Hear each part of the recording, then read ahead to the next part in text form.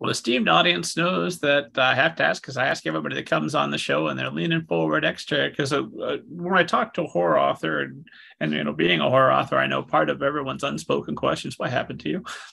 Why do you write these things? Dan Pavlaki, have you ever seen a ghost and or a flying saucer? Oh boy. I think yes to both. Excellent. Um, Go on. Flying saucer, I'll do the flying saucer one. Grew up spent a lot of time in my teen years in New Jersey. I was born in Rhode Island, moved to New Jersey when I was 11 years old, which is right around that time that I'm that age group that I continued to go back to writing. So like I'm pretty sure something is stuck in my brain about that transition from one state to another. Hanging out with close friend Caroline one night in Basking Ridge, New Jersey, up in the hills outside of the center of town and stuff. Very clear vision of the night sky, and like I just remember looking up. I think my sister was there, and my friend Caroline, and looking up at the stars, and like one of them started making this weird, like it looked like a star, and like started making this weird sort of like unusual movement. Like it didn't look like an airplane, it didn't look like a satellite, and like all of a sudden it just like kind of did a check mark and then like shot off. And I'm like that was a UFO. So yes, I've seen a UFO. I mean that's like ultimately the definition of UFO, right? I don't know what it was. It could have been anything. Could have been a firefly. I don't know. Um, and then ghosts. I mean, this is my big thing. Like when my family moved from Rhode Island to New Jersey, we moved into a house that had many like so many unexplainable things happen in it. Like I ultimately just I tell stories at some of my school events, library events about growing up in a haunted house because so many things happen. Like it's almost you know unbelievable. I don't like to come across as like one of those people who's like um oh like this the supernatural, like ghost hunter kind of like people with the apparatus and hunting things down. Like it's more of an anecdotal stuff for me. But because ultimately, like when you're talking about ghosts, you're talking about the afterlife possibly. um and I don't know where I stand on all that stuff, but I know what I've seen, I know what I've heard. um you know and some of it's been pretty scary, and a lot of that has ended up in the books that I've written. Mm, yeah, I mean, I think the last book I had come out in Scholastic last December, called Liar's Room, is most explicitly like I've taken experiences from my own sort of haunted childhood and put them in that book, which I haven't really had a chance to talk about very much. But yeah.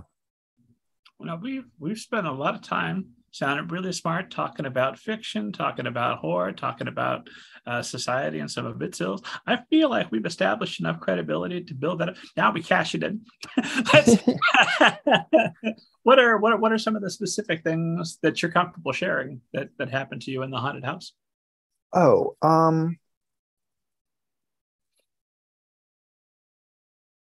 like just to be like vague, it was a lot of it was like lights turning on and off by themselves,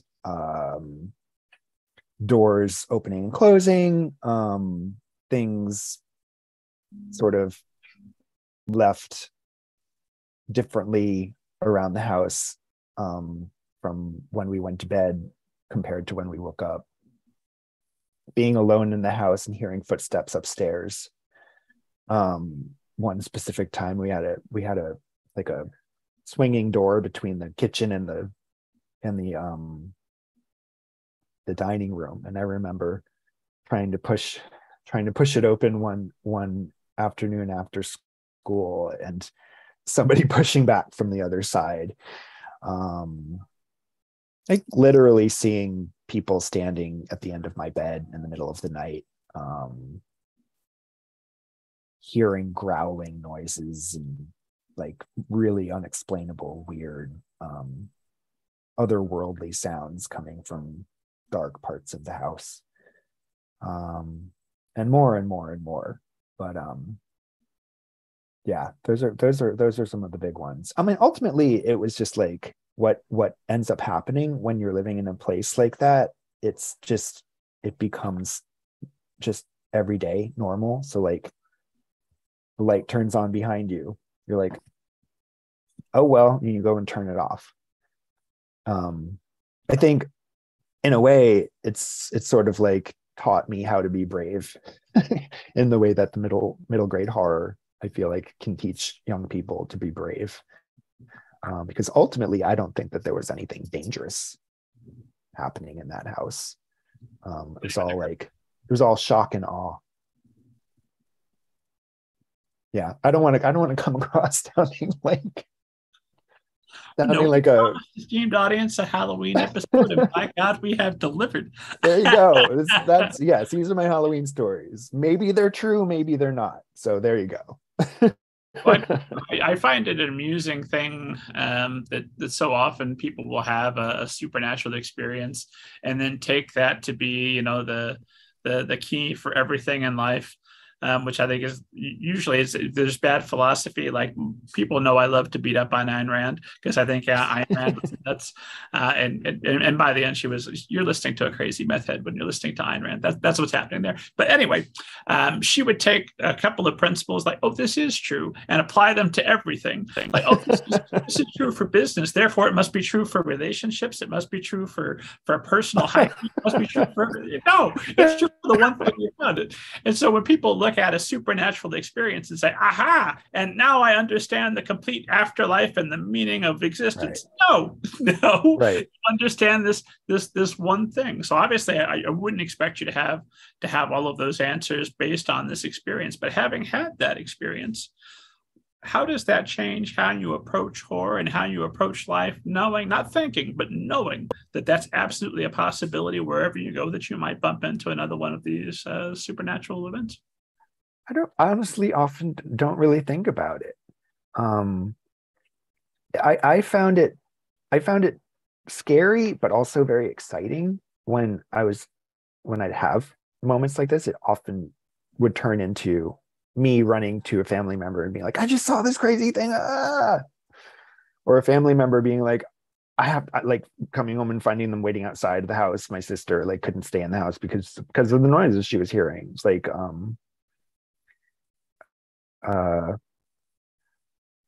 ultimately, wait, what was your question?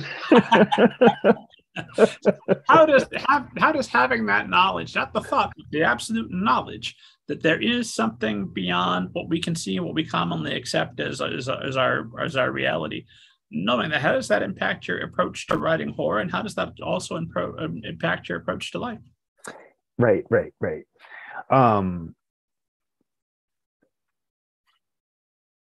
I mean, for me, ultimately, like, it's given me a lot of inspiration, about, when I want to create a character or character's experience in a particular scene, where they're feeling fear, like, because of this unknown thing that is happening to them, depending on whatever story it is. Like, I feel like I've had that experience, and I know what it feels like in the body, and I know what it what it can feel like in the mind, and how it can sort of change you. I think that's ultimately where it's taken form in my writing, and in life. I mean, like, because I've found so much inspiration in those experiences. Like, I'm intrigued by it. Like, I think having a little ghost in your house is kind of fun. um I don't want anything too wild, like, but like just like a little hint that like something creepy, something creepy is going on. Like in this house in particular, when I first moved in, my housemate Matthew, who lives in a room downstairs right near the front door. I don't know if you can hear him downstairs. He's talking really loudly right now on the phone.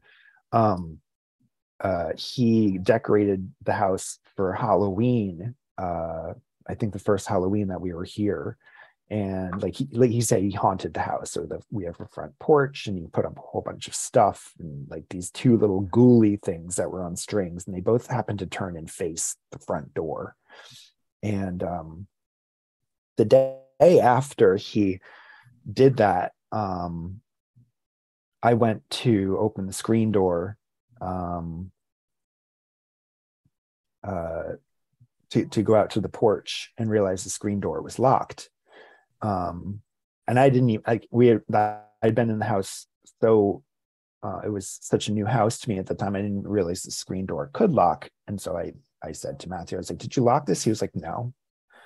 It's like, I didn't even know that could lock.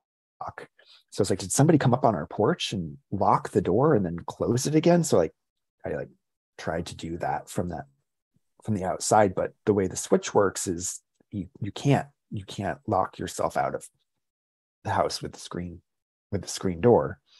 So whoever locked the door had to do it from inside. Matthew didn't do it. I didn't do it. We're the only two adult humans in the house. And I like to think like if there is like a little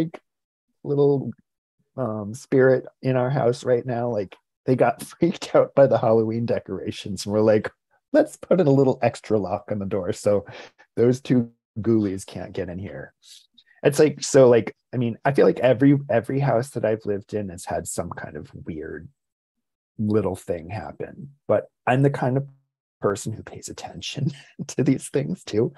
So I don't want to say like I'm constantly moving from one haunted house to another haunted house, but like if something like that happens, I'll try and figure it out. If I can't figure it out, automatically my brain goes to, well, it was a ghost. Must be a ghost.